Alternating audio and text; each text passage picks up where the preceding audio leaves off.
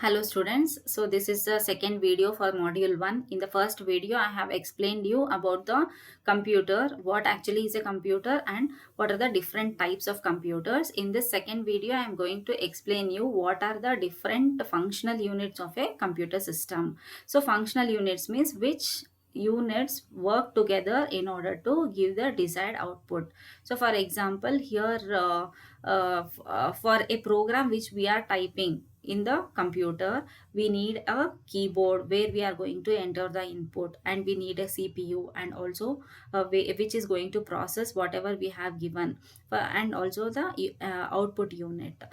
So in the last semester for the C programming, we have like for example, if we consider that we are typing the program with the help of a C language with the help of a keyboard. So here keyboard becomes the input unit, and once we are saving the program, it will be stored in the memory, and also it will be processed with the processing unit, and once it is processed, the required result will be displayed on the monitor. So monitor will be acting as a output unit, and all this like a memory unit and control unit, all this will be working as a processing unit, and the keyboard and the mouse will be working as a input unit.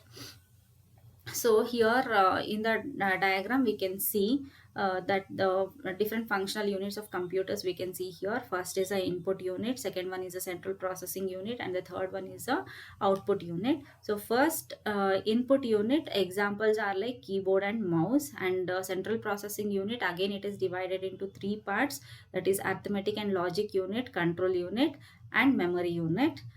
So these three also work together in order to process the given data, which will be given by the input unit. So once it is processed, it has to be given or it has to be displayed to the user. So that will be done by output unit. So output unit, here we can say that monitor or printer will be the output units.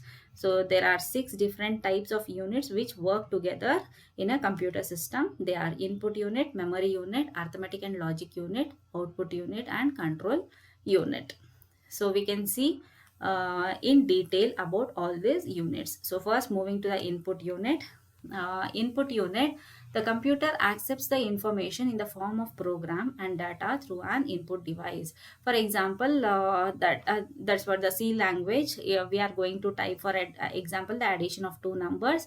We are going to type a program with the help of a C language or a format which is used for syntax. With the help of the keyboard, we are going to type a program, then it will be saved in the memory unit, and then it will be given to the control unit, and then it will be given if it identifies any of the operations like addition, subtraction, multiplication, then the control will be given to the arithmetic and logic unit, where the operations will be performed, arithmetic operations will be performed, and the resultant output will be transferred to the output unit. So that is what we are reading on the monitor.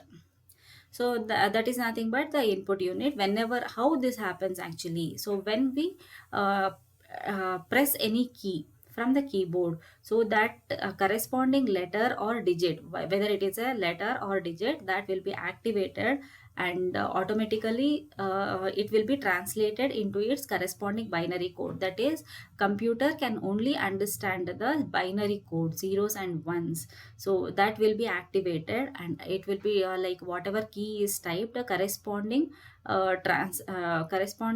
binary code will be activated, and it will be transmitted over a cable to either a memory or the processor, depending on what type of operation has to be performed. And once it has been processed, then it will be given to the output unit. So that is about the input unit. Next is the memory unit. So memory unit, this unit is used to store the programs and data. As we all know, in our body, the memory or a brain, it will be storing what all memories it consists of. Like similarly here also the memory unit, it will be storing the programs and the data. So there are two classes of storage, primary storage and secondary storage. Primary storage is a fast memory that operates at electronic speed. Programs must be stored in the memory while they are being executed.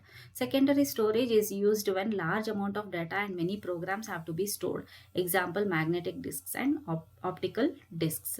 So here memory unit, it consists of two parts, that is two types of memory units or storage units.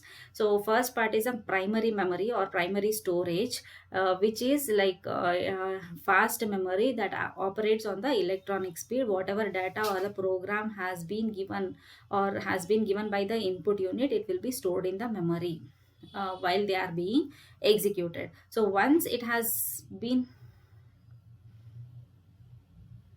done, next is the storage, the secondary storage. It consists of the large amounts of data. Like if more amount of data has to be stored, then we make use of the secondary storage units, and it consists of CD-ROMs and optical disks, magnetic disks and optical disks. So next part is ALU. ALU means this unit, it is responsible for what are the arithmetic and logical operations has to be performed. Arithmetic operations means it may be either the addition, subtraction, multiplication, division, mod. So all these operations come under the arithmetic operations, and logical unit, and, or, not. So all these comes under the logical operations. Any arithmetic operations is initiated by bringing the required operand into the processor. So first, actually whatever input will be given, it will be stored in the memory, and if any arithmetic or logical operation has to be performed, then it will be given to the processor. That is a then from there it will be given to the ALU, and there it will be processed, and the resultant data will be given to the output unit where the operation is performed by the ALU.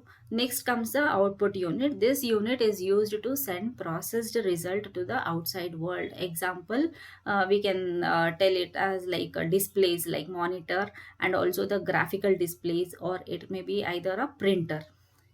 So next is a control unit. This unit is used for controlling the activities of the other units. So like memory unit, and input output unit, all these has to be controlled by someone who monitors actually the working of all these units. So that will be done by the control unit. This unit sends control signals like read or write operations to other units, and senses their states, whether they are active or no. So data transfers between the processor and the memory are also controlled by the control unit, so through the timing signals. So these things we'll be learning in the further videos. Timing signals are signals that determine when a given action is to take place. That is, depending on each and every timing signals, we are going to check what action will be taken place at what time.